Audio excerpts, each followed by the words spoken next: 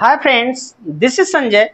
Welcomes to all of you on my YouTube channel Exam Pulse with Ankit.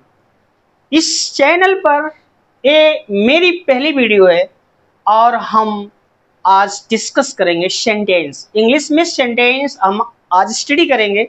आइए जानते हैं sentence क्या होता है। सेंटेंस आपने बहुत बार सेंटेंस पढ़ा होगा और सेंटेंस में क्या क्या रिक्वायरमेंट होती है, किस किस चीज की रिक्वायरमेंट होती है, इन सब चीजों पर फोकस करेंगे। तो आइए स्टार्ट करते हैं। तो ये इस चैनल पर मेरी पहली वीडियो है और आज मेरी इस पहली वीडियो का जो टॉपिक है वो है सेंटेंस। आज हम सीखेंगे सेंटेंस।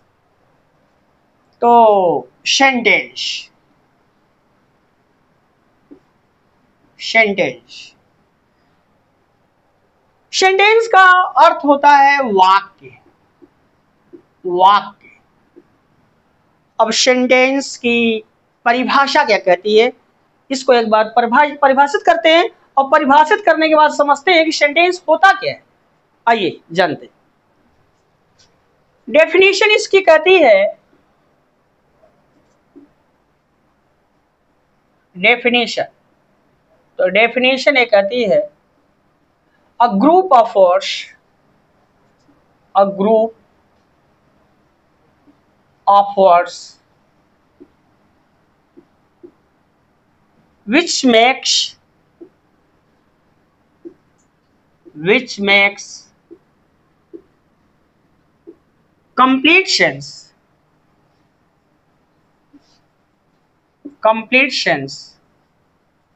is called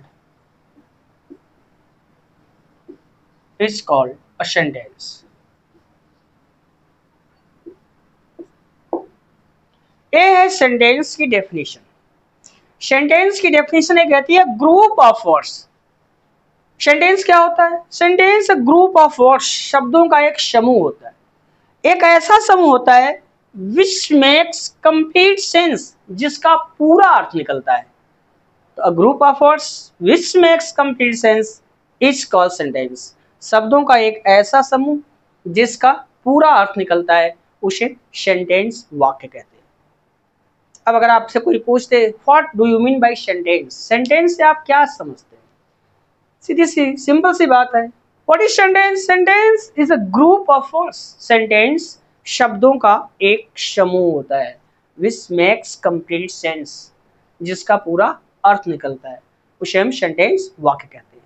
इसकी एक और डेफिनेशन है, उसको फोकस करते हैं। वो डेफिनेशन क्या कहती है, जरा देखते हैं।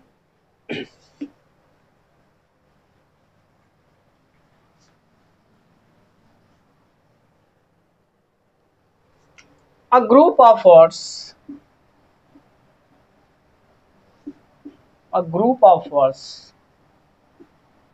which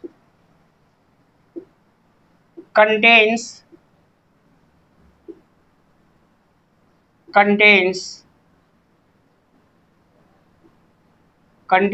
a subject,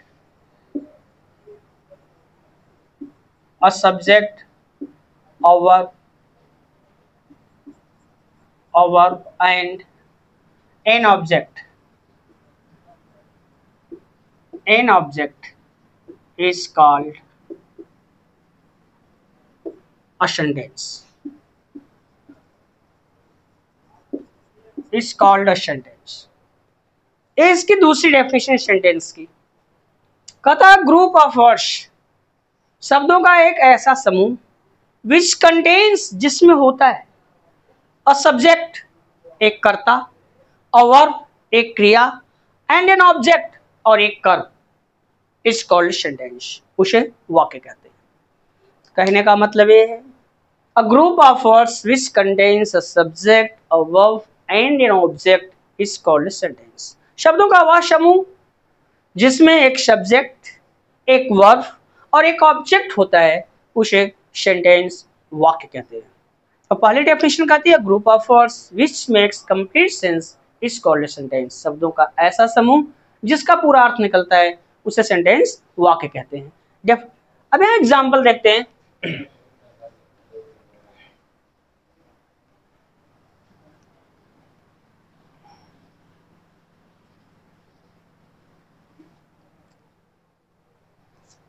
अब यहाँ एग्जाम्पल है, जैसे कि Ram reads a book, Ram reads a book. अब ये आपके बोर्ड पे जो लिखा है Ram reads a book, this is a group of words, यह शब्दों का एक समूह। Ram reads a book is a group of words, Ram reads a book इस शब्दों का एक समूह, विच मेक्स कंप्लीट सेंस, जिसका पूरा अर्थ निकलता है। राम पुस्तक पढ़ता है, सो दिस इज सेंटेंस, यह वाक्य है। अगर दूसरी डेफिनेशन को देखें, अ group of words which contains a subject, a verb and an object is called a sentence, शब्दों का वो समूह जिसमें एक सब्जेक्ट, एक वर्ब और एक ऑब्जेक्ट होता है, उसे सेंटेंस वाक्य कहते हैं। तो इसमें देखिए, ये राम हमारा क्या है, सब्जेक्ट है, सब्जेक्ट, और रीड्स हमारा क्या है, वर्ब है, और अब बुक क्या है, ऑब्जेक्ट, ये हमारा ऑब्जेक्ट है। सब्जेक्ट, वर्ब और ऑब्जेक्ट होने के कारण इस शब्दों का ऐसा समूह जो सेंटेंस। आई होप ये बात समझ में आ गई। But a sentence requires three things to make its full sense, किसी भी सेंटेंस का पूरा अर्थ निकालने के लिए उसमें तीन चीजों का होना आवश्यक है, ये बात दिमाग में होनी चाहिए। आप कोई भी सेंटेंस, जब भी कोई सेंटेंस फ्रेम होगा तो उस सेंटेंस के फ्रेमिंग में, उस सेंटेंस के फॉर्मेशन में तीन चीजें अवश्य होनी चाहिए, subject, verb, object. It means a sentence requires three things to make its full sense. वो तीनों चीजें क्या है, सब्जेक्ट, वर्ब, ऑब्जेक्ट। सब्जेक्ट क्या होता है, सब्जेक्ट, सब्जेक्ट, वर्ब और ऑब्जेक्ट। ऑब्जेक्ट, सब्जेक्ट का अर्थ होता है कर्ता, वर्ब का अर्थ होता है क्रिया, और ऑब्जेक्ट का अर्थ होता है कर्म। कभी कभी क्या होता है, अगर ऑब्जेक्ट सेंटेंस में नहीं है तो कंप्लीमेंट होता है,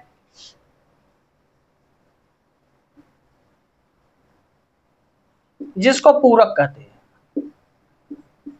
अब आप सोच रहे होंगे कि ऑब्जेक्ट और कंप्लीमेंट में डिफरेंस क्या होता है, फिर समझिए। आप पढ़ रहे हैं sentence, sentence is a group of words which makes complete sense, sentence शब्दों का ऐसा समूह होता है जिसका पूरा अर्थ निकलता है। But a sentence requires three things to make its full sense, लेकिन किसी भी सेंटेंस का पूरा अर्थ निकालने के लिए उसमें तीन चीजों की जरूरत पड़ती है, आवश्यकता होती है। The first one is subject, second one is verb, third one is object. अगर उस सेंटेंस में ऑब्जेक्ट नहीं है तो कंप्लीमेंट होगा, कंप्लीमेंट का अर्थ होता है पूरक। अब यहाँ कंफ्यूजन, पहले समझे सब्जेक्ट, सब्जेक्ट क्या होता है, सब्जेक्ट काम क्या करता है। सब्जेक्ट के बारे में सिर्फ इतना जानिए, a word which does the work in a sentence, in a sentence। ऐसे भी कह सकते हैं सब्जेक्ट क्या होता है, a subject is that word of a sentence which performs the action in sentence। Subject वाक्य का वो शब्द होता है जो कार्य को अंजाम देता है, जिसके द्वारा सेंटेंस में कार्य किया जाता है। देखो, कोई भी सेंटेंस फ्रेम होगा उसमें एक एक्शन जरूर होगा, और उस एक्शन को जो करने वाला होगा, डूअर ऑफ द एक्शन, वो सब्जेक्ट होगा, और उस एक्शन का इफेक्ट जिस शब्द पर पड़ता है, जो उसका रिसीवर होता है, रिसीवर ऑफ द एक्शन, वो हमारा ऑब्जेक्ट होता है। और सेंटेंस में जो एक्शन होता है वो वर्ब होती है। फिर समझिए, कोई भी सेंटेंस फ्रेम होगा तो उस सेंटेंस में एक एक्शन जरूर होगा, और जो एक्शन होता है वही वर्ब होती है। उस एक्शन को परफॉर्म करने वाला doer of the action subject होता है।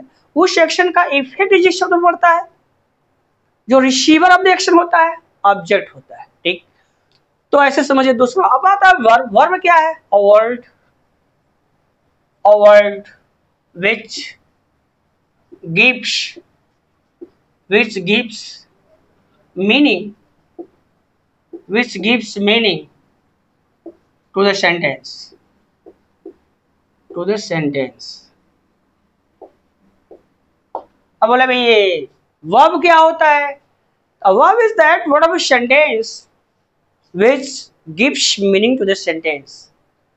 वर्ब वाक्य का एक ऐसा शब्द होता है जो वाक्य को अर्थ प्रदान करता है। ये अपने से याद रखिए। A verb is that word of a sentence which gives meaning to the sentence। Verb वाक्य का वो शब्द होता है जो वाक्य को अर्थ प्रदान करता है। ऑब्जेक्ट की बात कर लें। A word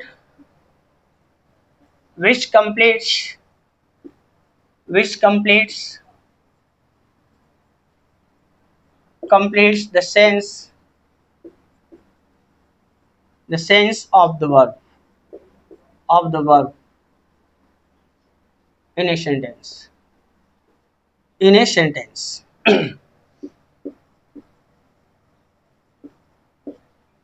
अब बोलिए ये ऑब्जेक्ट क्या होता है? An object is that word of a sentence which completes the sense of verb। Object वाक्य का वो शब्द होता है जो वर्ब के अर्थ को पूरा करता है। याद रखिएगा, ऑब्जेक्ट और कंप्लीमेंट दोनों में डिफरेंस होता है। Object is that word of a sentence which gives meaning to the sentence। Object वाक्य का वो शब्द होता है जो हमेशा वर्ब के अर्थ को पूरा करता है।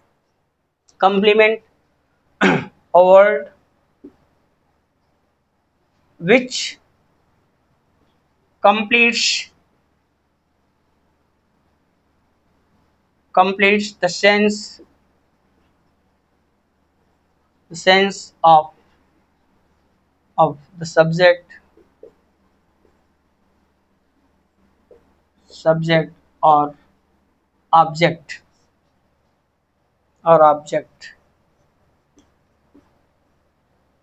in a sentence।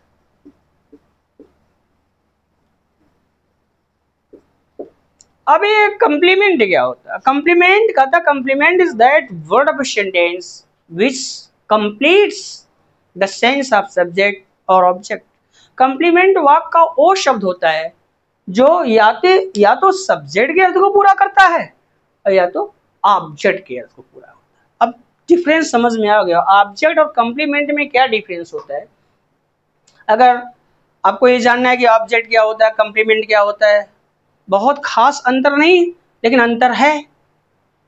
ऑब्जेक्ट एक ऐसा शब्द होता है सेंटेंस का जो हमेशा वर्ब के अर्थ को पूरा करता है, और कंप्लीमेंट सेंटेंस का एक ऐसा वर्ड होता है, ऐसा शब्द होता है जो या तो सब्जेक्ट के अर्थ को पूरा करेगा या ऑब्जेक्ट के अर्थ को पूरा करेगा। आई होप बातें समझ में आ गई होंगी। एग्जाम्पल देख लेते हैं।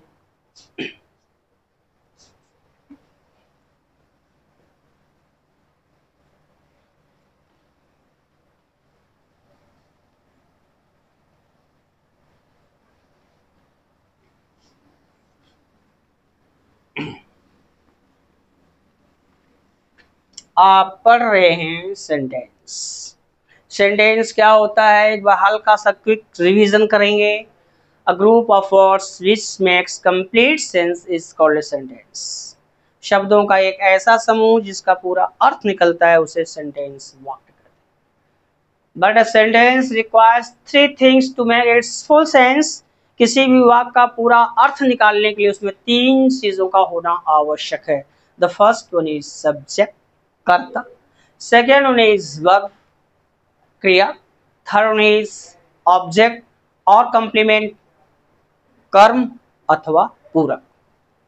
अब यहाँ ऑब्जेक्ट और कंप्लीमेंट की बात कर लेते हैं। Object is that word of a sentence which always completes the sense of verb. Object वाक्य का वो शब्द होता है जो हमेशा वर्ब के अर्थ को पूरा करता है। And complement is that word of a sentence which always completes the sense of the subject or object। complement वाक्य का वो शब्द होता है जो सब्जेक्ट अथवा ऑब्जेक्ट के अर्थ को पूरा करता है। जरा देखते हैं कैसे। जैसे यहां है कि Suman writes a letter. Suman writes a letter. अभी क्या है, this is a group of words, ये शब्दों का समूह। दिस मेक्स कंप्लीट सेंस, जिसका पूरा अर्थ निकलता है। पूरा अर्थ क्यों निकलता है? Because this group of words contains 3 words, subject, verb, object. ये हमारा हो गया सब्जेक्ट। क्योंकि ये राइट्स जो एक्शन हो रहा है, इसमें एक एक्शन हो रहा है, वो राइट्स ए वर्ब है, और जो किसी सेंटेंस में जो एक्शन होता है वही वर्ब होता है। अब इस एक्शन का डूअर कौन है? सुमन। तो जो एक्शन होता है वो वर्ब होता है, उस एक्शन का जो डूअर होता है वो सब्जेक्ट होता है, और उस एक्शन का जो रिसीवर होता है, जिसको हम रिसीवर ऑफ द एक्शन बोलते हैं, वो ऑब्जेक्ट होता है। ठीक, अब ये ऑब्जेक्ट है, अब ये कंफ्यूजन है, क्या ये ऑब्जेक्ट है कि कॉम्प्लीमेंट है? तो देखेंगे ये किसके सेंस को पूरा करता है। तो a letter is object because it completes the sense of rights, not the sense of human। क्योंकि ऑब्जेक्ट जो होता है वो हमेशा याद रखिए वर्ब के अर्थ को पूरा करता है, कभी वो सब्जेक्ट अथवा ऑब्जेक्ट के अर्थ को पूरा नहीं करता। But a complement is that word of sentence which completes the sense of subject और ऑब्जेक्ट। कंप्लीमेंट एक ऐसा शब्द होता है वाक्य का जो या तो सब्जेक्ट के अर्थ को पूरा करता है या ऑब्जेक्ट के अर्थ को पूरा करता है। तो यहाँ पर लेटर ऑब्जेक्ट है, क्योंकि ये क्या करता है, ये इसके सेंस को कंप्लीट करता है। ठीक, और एग्जांपल देखते हैं कंप्लीमेंट का।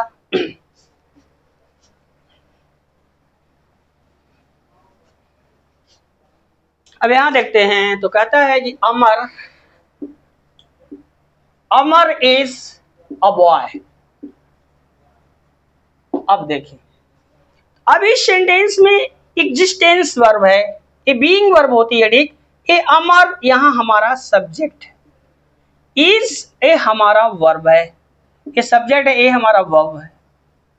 अब यहाँ पे ये बात है कि ये बॉय जो वर्ड है ये ऑब्जेक्ट है कि कंप्लीमेंट है? जी, ऑब्जेक्ट नहीं है, क्योंकि ऑब्जेक्ट हमेशा वर्ब के अर्थ को पूरा करता है। ठीक, यहाँ पर अगर देखेंगे लिंकिंग वर्ब है, ए अपने साथ कंप्लीमेंट ले रही है, और लिंकिंग वर्ब जो होती है जिसको हम एग्जिस्टेंस वर्ब कहते हैं, वो हमेशा अपने बाद कंप्लीमेंट लेती है। क्या करने के लिए?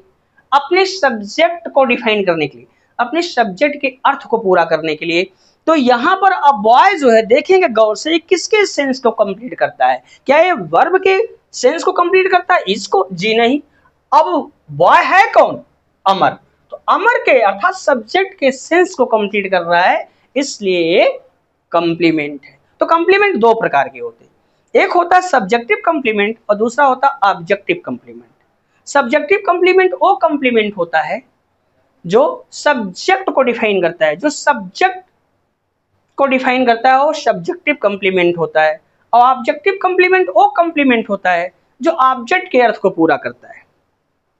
तो यहाँ पे हमारा क्या है? कंप्लीमेंट है, और कंप्लीमेंट में क्या है? सब्जेक्टिव कंप्लीमेंट, ये हमारा कंप्लीमेंट है, और ये कंप्लीमेंट में सब्जेक्टिव कंप्लीमेंट है। एक और सेंटेंस देखें, अगर यहाँ एक और सेंटेंस देखें तो पहला सेंटेंस हमारा था, दूसरा है the teacher made Mohan monitor.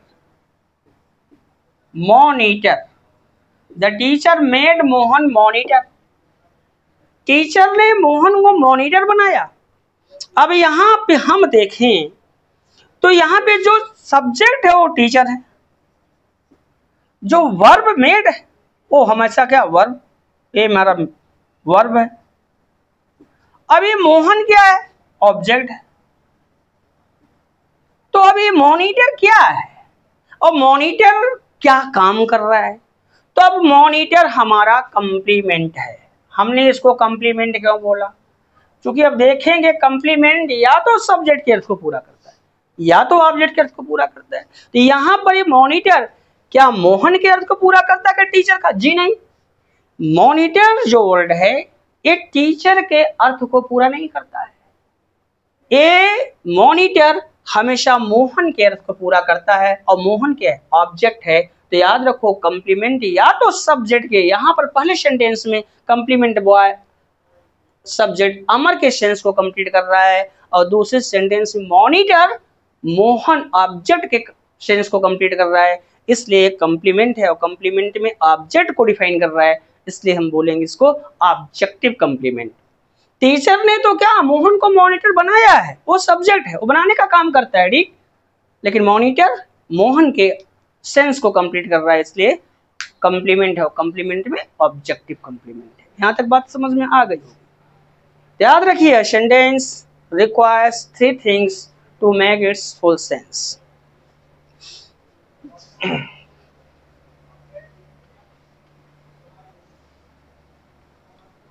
A sentence requires 3 things to make its full sense. The first one is subject, second one is verb, third one is object or complement.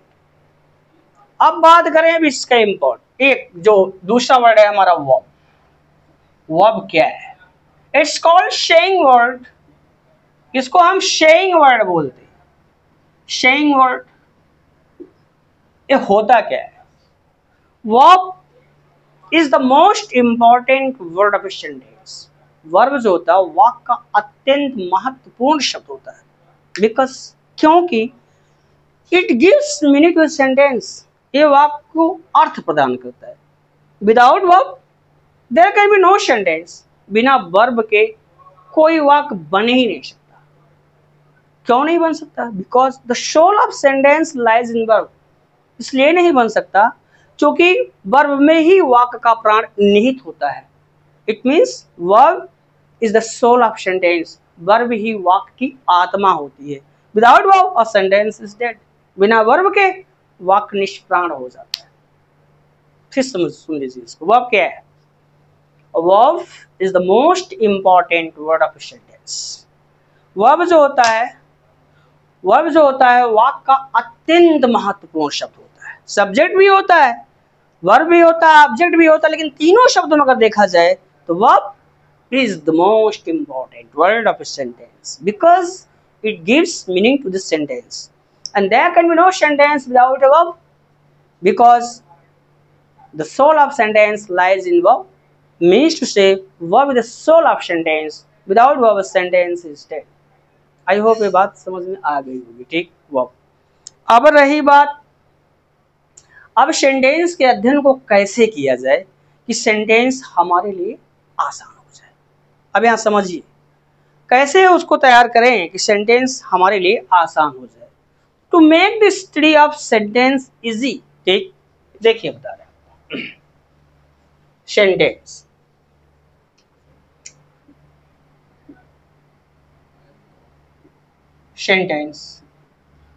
अब इस सेंटेंस के अध्ययन को कैसे किया जाए कि ये आसान हमारे लिए हो जाए। To make the study of sentence easy it has been classified into 2 parts. Sentence के अध्ययन को आसान बनाने के लिए इसे 2 भागों में विभाजित किया गया है। पहला है parts of a sentence, parts of the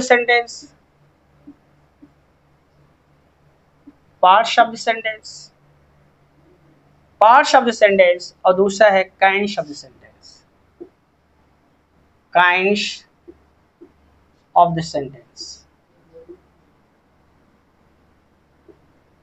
of the sentence, ये समझिए।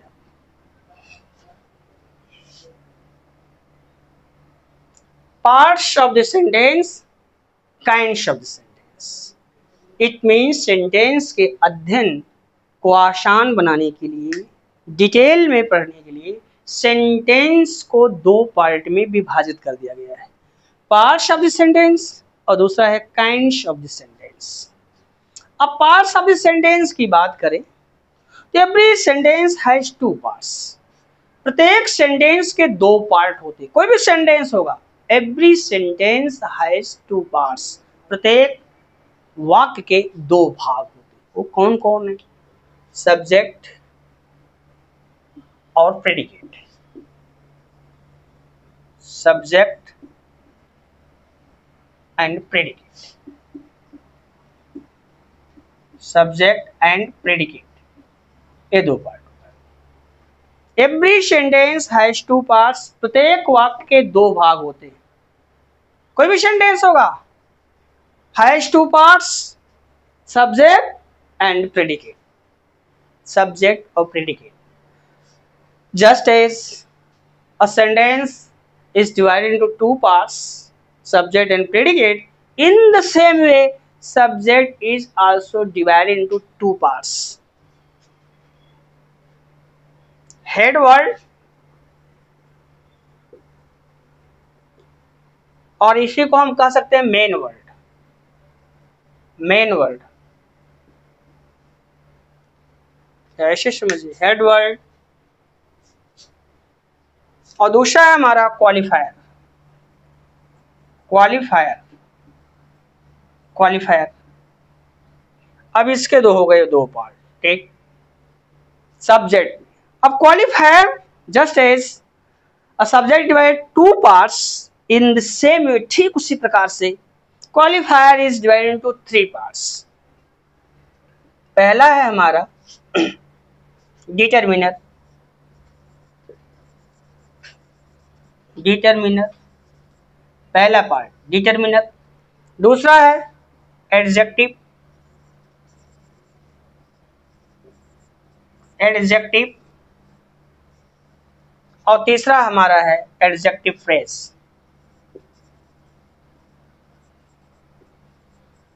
Adjective phrase, adjective phrase, adjective phrase, ये तीन पार्ट में डिवाइड। फिर समझिए, अब सेंटेंस पढ़ रहे हैं,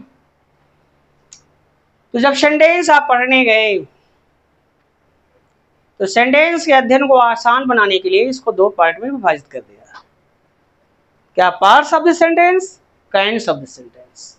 तो जो पार्ट्स ऑफ द सेंटेंस की बात कर ले, तो पार्ट्स ऑफ द सेंटेंस हमने आपको क्या बताया? Every sentence has two parts, प्रत्येक वाक्य के दो भाग होते हैं, सब्जेक्ट और प्रेडिकेट। ये तो हो गए दो पार्ट। सेंटेंस के दो हिस्से होंगे, पार्ट, सब्जेक्ट, प्रेडिकेट। अब सब्जेक्ट के भी दो पार्ट होते हैं, head word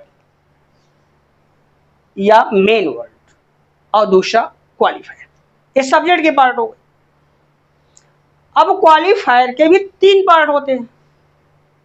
there are three parts of qualifier. First one is determiner, second one is adjective, and third one is adjective phrase. ये तो हमारे सेंटेंस के पार्ट्स में इतने हैं। अब थोड़ा सा फोकस कर लें काइंड्स ऑफ द सेंटेंस। तो जब हम सेंटेंस के काइंड्स की बात करते हैं, तो to make the study of kinds of sentence easy, sentence के प्रकार के अध्ययन को आसान बनाने के लिए सेंटेंस को दो भागों में डिवाइड किया गया है। हम प्रकार की बात कर रहे हैं, पार्ट्स की बात नहीं कर रहे हैं। सेंटेंस के प्रकार के अध्ययन को आसान बनाने के लिए सेंटेंस दो हिस्सों में विभाजित कर दिया गया, ठीक, या इसके दो पार्ट हो जाते हैं। On the basis of meaning, पहला है on the basis of meaning. On the basis of meaning, on the basis of meaning.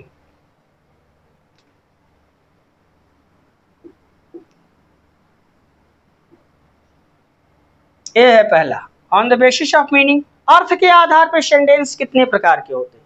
और दूसरा है ऑन द बेसिस ऑफ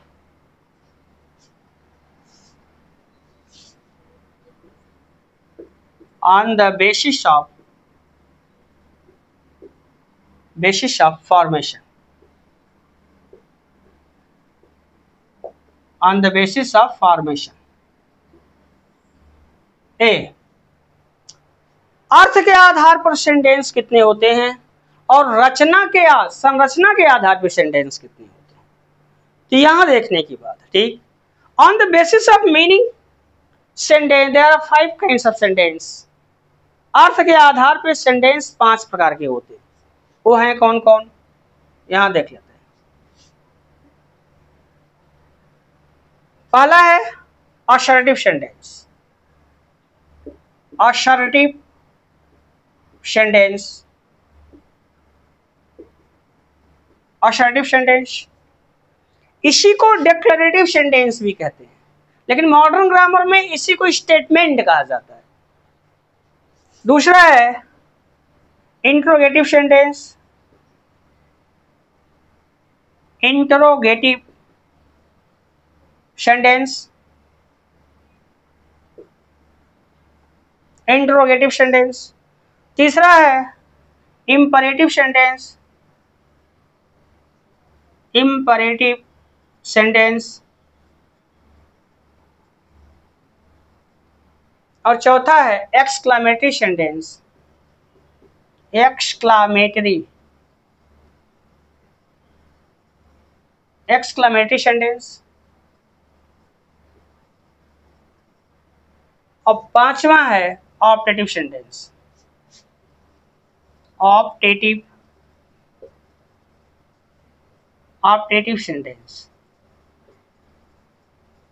अब देखिए, अब यहां आप सेंटेंस के काइंड्स, पार्ट्स की तो इधर है, पार्ट्स तो यहां बताया गया है। अब काइंड्स की बात करते हैं। जब सेंटेंस के काइंड्स की बात की जाएगी तो अर्थ के आधार पे कितने प्रकार के होते हैं और संरचना के आधार पे कितने प्रकार के होते हैं। तो अर्थ के आधार पे जो सेंटेंस होते हैं वो 5 प्रकार के होते हैं। पहले नंबर पे असर्टिव सेंटेंस, जिसको हम बोलते हैं विधि सूचक वाक्य। इसके भी 3 प्रकार हैं, अभी आगे बताएंगे आपको। इसमें आता है पॉजिटिव सकारात्मक, नेगेटिव नकारात्मक, इम्फेटिक दृढ़ता सूचक। असर्टिव के भी 3 प्रकार होते हैं। दूसरे नंबर पे इंट्रोगेटिव सेंटेंस, जिसको हम प्रश्नवाचक वाक्य बोलते हैं। इसके भी 2 टाइप होते हैं। एक होता है सिंगल इंट्रोगेटिव सेंटेंस या कहरा प्रश्नवाचक वाक्य, या उसको कह सकते हैं यस नो टाइप, उसको बोलते हैं सिंगल इंट्रोगेटिव सेंटेंस या कहरा प्रश्नवाचक वाक्य। और दूसरा इसमें जो आता है वो है डबल इंट्रोगेटिव सेंटेंस, दोहरा प्रश्नवाचक वाक्य, जिसको हम WH टाइप बोलते हैं। तो सिंगल इंट्रोगेटिव सेंटेंस को हम यस नो टाइप बोलते हैं और डबल इंट्रोगेटिव सेंटेंस को हम WH टाइप बोलते हैं। अब इंपरेटिव सेंटेंस की बात कर लें, ये तीसरे नंबर पे है हमारा इंपरेटिव सेंटेंस। इंपरेटिव सेंटेंस आज्ञा सूचक वाक्य। ये इसकी फॉर्मेशन 2 प्रकार की होती है, एक पॉजिटिव, दूसरे नेगेटिव। याद रखो, imperative sentence is that sentence in which the subject is left out. Imperative sentence एक ऐसा सेंटेंस होता है जिसका सब्जेक्ट नहीं दिया जाता। Subject is left out, subject is hidden, subject is omitted, subject is understood. The subject of an imperative sentence is left out, is hidden, is understood, is omitted, and the hidden subject, left out subject is always you. Imperative sentence में subject हमेशा छिपा रहता है और छिपा हुआ subject हमेशा you होता है। In such type of sentences, इस प्रकार के वाक्यों में only predicate part is given। ऐसे वाक्यों में सिर्फ प्रेडिकेट पार्ट दिया जाता है। In such type of sentences only predicate part is given. I hope imperative sentence समझ में आया होगा। तो याद रखो, अर्थ के आधार पर जब देखते हैं सेंटेंस 5 प्रकार के होते हैं। पहला असर्टिव, दूसरा इंट्रोगेटिव, तीसरा इंपरेटिव, चौथा एक्सक्लामेटरी, जिसको बोलते हैं विस्मय सूचक वाक्य, एक्सक्लामेटरी सेंटेंस। और 5वें नंबर पर ऑप्टेटिव सेंटेंस, जिसको हम बोलते हैं इच्छा सूचक वाक्य। अब यहां समझिए, असर्टिव सेंटेंस को मॉडर्न ग्रामर में असर्टिव सेंटेंस नहीं कहा जाता, स्टेटमेंट कहा जाता है। इंट्रोगेटिव सेंटेंस को मॉडर्न ग्रामर में क्वेश्चन कहा जाता है।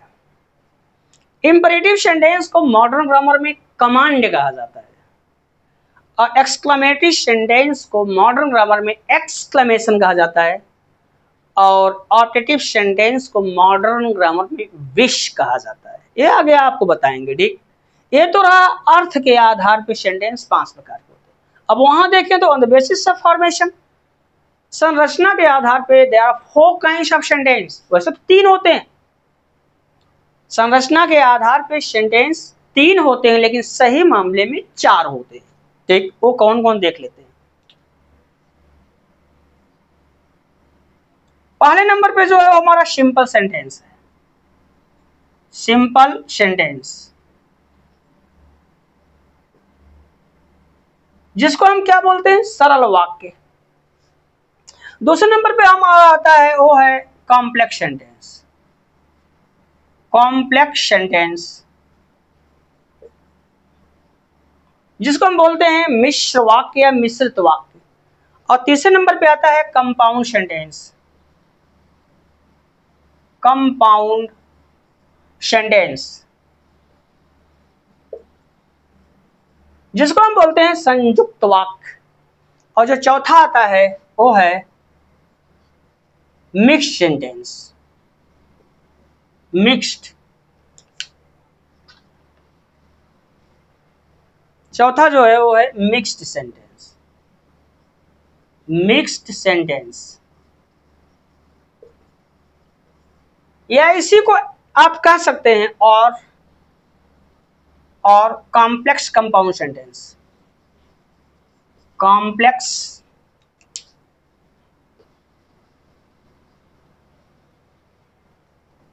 Complex complex compound sentence. Compound sentence, complex compound sentence, ये आप समझ में। अब यहाँ पे आपके सामने पूरा डिटेल है सेंटेंस का, पूरा डायग्राम है। अब एक बार फिर समझते हैं। आप पढ़ रहे हैं सेंटेंस। अगर कोई पूछे कि सेंटेंस क्या होता है, या कोई पूछ ले कि सेंटेंस में, क्लास में और फ्रेज में क्या डिफरेंस होता है। देखो, सेंटेंस का अर्थ होता है वाक्य, क्लास का अर्थ होता है उपवाक्य, और फ्रेज का अर्थ होता है वाक्यांश। तो हम चर्चा जो कर रहे हैं, जो हम देख रहे हैं सेंटेंस, सेंटेंस पे हमारी चर्चा हो रही है। कोई पूछे what do you mean by sentence, आप सिंपल सी बात, अ group of words. What is sentence, a group of words, शब्दों का एक समूह। तो जैसे ग्रुप ऑफ, तो या क्लास क्या है, class is also group of words. Class भी क्या, सेंटेंस, क्लास भी शब्दों का एक समूह है। फ्रेज क्या है, phrase is also group of words, ये भी शब्दों का एक समूह है। तीनों शब्दों के समूह है, सेंटेंस, फ्रेज, क्लास। लेकिन sentence is a group of words which makes complete sense. Sentence वाक्य का एक ऐसा समूह होता है जिसका पूरा अर्थ निकलता है। But a sentence requires 3 things to make its full sense. लेकिन किसी भी सेंटेंस का पूरा अर्थ तभी निकलेगा जब उसमें 3 चीजें होंगी, सब्जेक्ट, वर्ब, ऑब्जेक्ट और कंप्लीमेंट। बोले भाई सब्जेक्ट क्या होता है, इसकी क्या इंपॉर्टेंस सेंटेंस में, कुछ बस ऐसे ही। कोई बोले सेंटेंस में सब्जेक्ट का इंपॉर्टेंस बताओ, subject is that word of a sentence which performs the action, और a subject is that word of a sentence which does the work and is known by questioning who in the main verb of the sentence। Subject वाक्य का वो शब्द होता है जो कार्य को अंजाम देता है, और वाक्य में प्रयुक्त वर्ब में कौन या किसने लगाकर प्रश्न करने से मिलता है, सब्जेक्ट। अब दूसरा है वर्ब क्या होता है, वर्ब, व्हाट इज वर्ब। तो याद रखो, verb is that word of a sentence which gives meaning to the sentence। Verb वाक्य का वो शब्द होता है जो वाक्य को अर्थ प्रदान करता है। It's the most important word of a sentence. यह वाक्य का अत्यंत महत्वपूर्ण शब्द होता है, because it gives meaning to the sentence, क्योंकि यह वाक्य को अर्थ प्रदान करता है।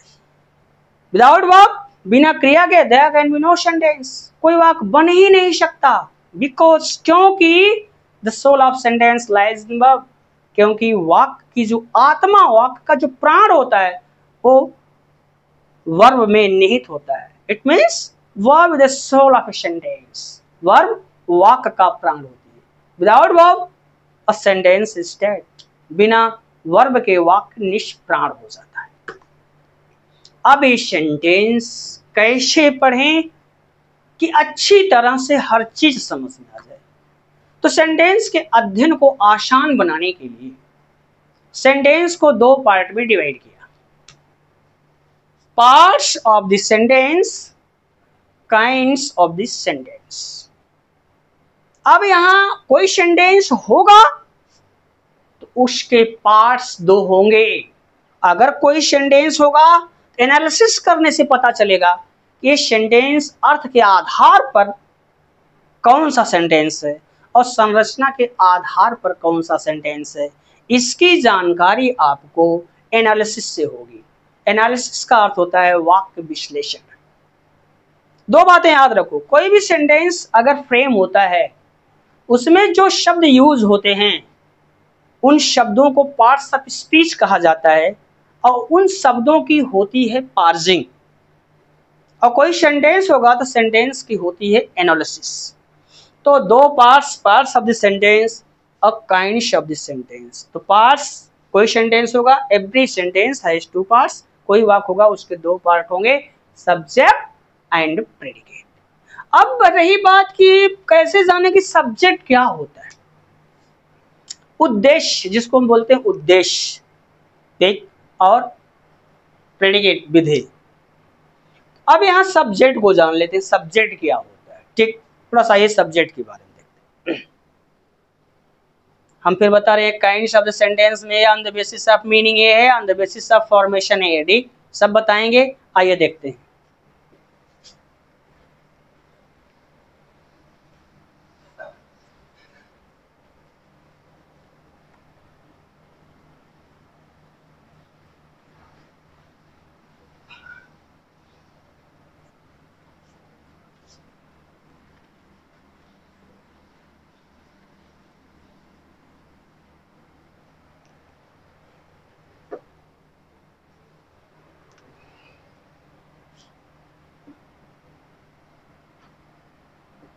Parts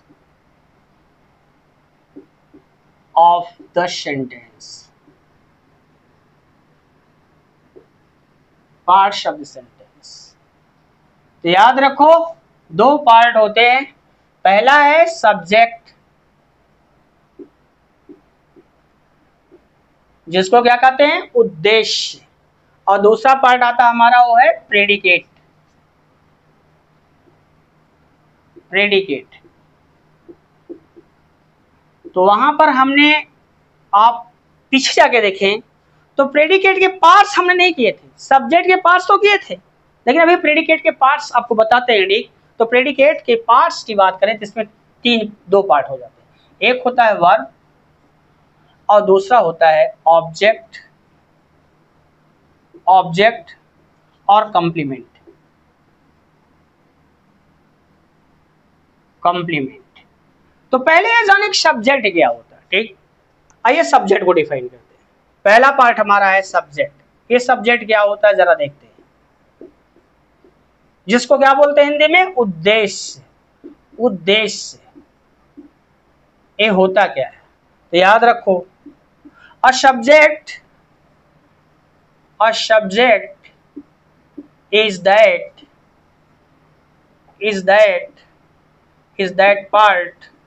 is that part of a sentence about which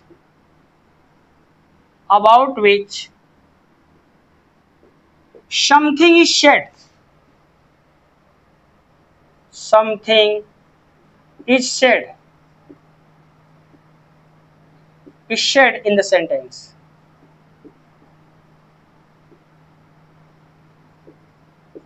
ये है इसकी डेफिनेशन।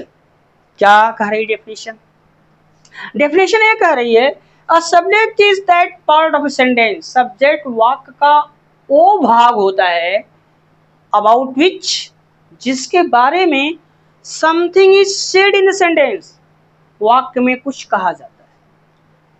सब्जेक्ट क्या होता है फिर समझिए, कोई भी सेंटेंस होगा, बात जहां भी सेंटेंस की छिड़ी, जहां भी सेंटेंस की बात छिड़े, आपके दिमाग में जब बात शब्द शब्द आए, आपके दिमाग में तुरंत ये बात आनी चाहिए, अगर सेंटेंस दो पार्ट्स होगा इसका, parts of the sentence, kinds of the sentence.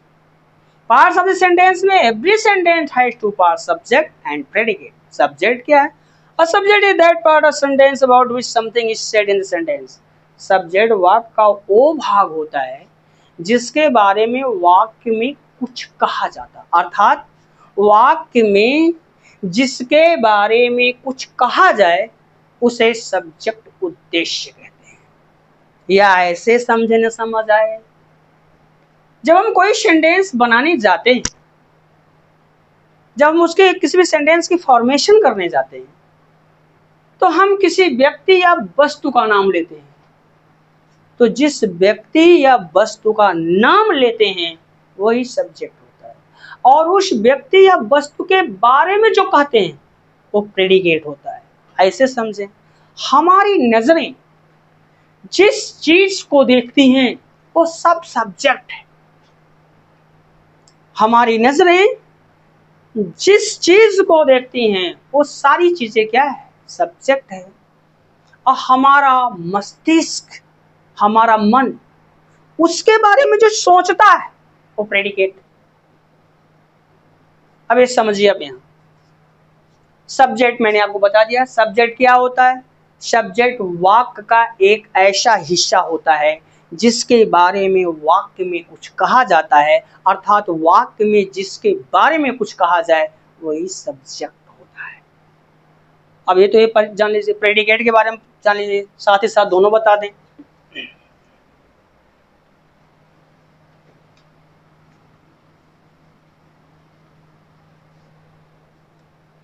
अब यहाँ ले प्रेडिकेट, दूसरा हमारा है प्रेडिकेट। तो प्रेडिकेट क्या है पहले इसको जान लेते हैं। प्रेडिकेट, तो प्रेडिकेट का हिंदी होता है विधेय। विधेय प्रेडिकेट कहते हैं कितने। अब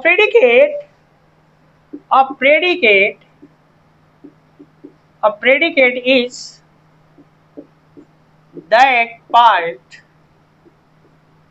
of a sentence which says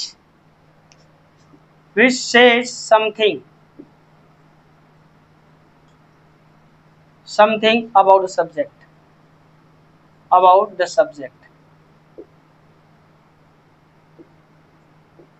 अब समझिए प्रेडिकेट क्या होता है। अब predicate is that part of sentence. Predicate वाक्य का एक ऐसा हिस्सा होता है विच, जो says something about the subject, जो सब्जेक्ट के बारे में कुछ कहता है, बताता है। फिर समझिए, प्रेडिकेट वाक्य का वो हिस्सा होता है जो सब्जेक्ट के बारे में कुछ बताता है या कहता है, अर्थात whatever is said about the subject in a sentence is known to be predicate। वाक्य में सब्जेक्ट के बारे में जो कुछ कहा जाए प्रेडिकेट विधेय होता है। Concept clear? एग्जाम्पल से समझते हैं, आइए देखते हैं।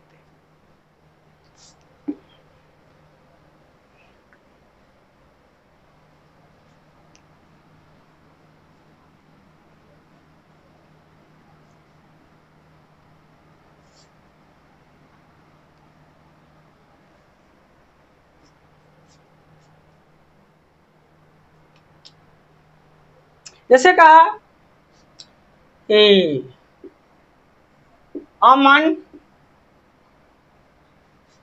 अमन इज फ्लाइंग, अमन फ्लाइज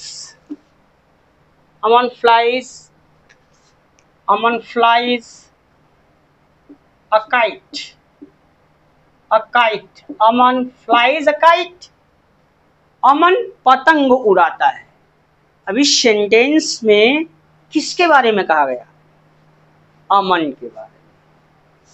अमन के बारे में कहा गया। अमन हमारा क्या है? सब्जेक्ट होगा, क्योंकि वाक्य में अमन के बारे में कहा जा रहा है। तो जब वाक्य में जिसके बारे में कुछ कहा जाता है, ठीक, सब्जेक्ट होता है, इसी के बारे में कहा जा रहा है। और कहा क्या जा रहा है? फ्लाइज अ काइट, पतंग उड़ाता है। ये वाली चीज इसके बारे में कही जा रही है। इसका मतलब ये क्या हुआ? प्रेडिकेट हुआ, प्रेडिकेट हुआ। आई होप बातें समझ में आई होंगी। एक बात और याद रखो, the first word of predicate is verb. Predicate part का जो पहला शब्द होता है वो वर्ब होता है। ये बात दिमाग में बैठाइए, हमेशा सुविधा रहेगी छांटने में, ठीक। The first word of predicate is verb. आज की वीडियो में यहीं तक, मिलते हैं आपसे अगली वीडियो में। चलते हैं विदा। लेकिन चलते चलते एक खास बात आपसे, अगर वीडियो पसंद आई होगी तो लाइक और दोस्तों के साथ शेयर कर दीजिएगा। अगर आप चैनल पे पहली बार हमारी वीडियो देख रहे हैं तो चैनल को सब्सक्राइब कर दीजिएगा। मिलते हैं आपसे अगली वीडियो में, तब तक के लिए विदा। जय हिंद।